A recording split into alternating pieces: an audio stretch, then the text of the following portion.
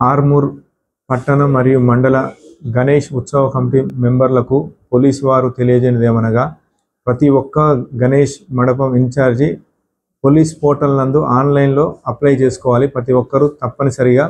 అదేవిధంగా ఎవ్వరు కూడా డీజేలు అడ్వాన్స్ ఇవ్వడం కానీ డీజే కానీ పెట్టినట్టయితే వాళ్ళపైన చట్టరీత్యా చర్య తీసుకోవడం జరుగుతుంది.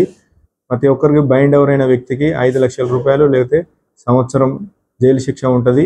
ఎవరు చట్ట ప్రకారం చట్టాన్ని ఉల్లంఘించినా వారిపైన అమౌంట్ని ఫోర్ఫిట్ చేయడం కానీ జైలు పంపడం కానీ జరుగుతుంది.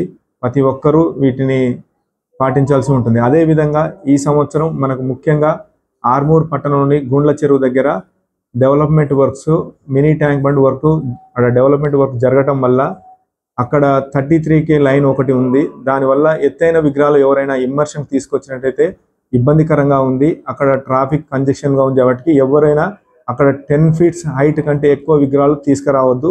దానికి ఆల్టర్నేటివ్ ఇమ్మర్షన్ పాయింట్ మామిడిపల్లి కానీ, పెరికేట్ కానీ, కొట్టార్మూర్ దగ్గర కానీ మీరు ఆల్టర్నేట్ ప్లేస్ చూసుకోండి. లేదా ఇతర ప్లేస్కి ఎక్కడికైనా ఇమ్మర్షన్కు ప్రిపరేషన్ చేసుకోండి.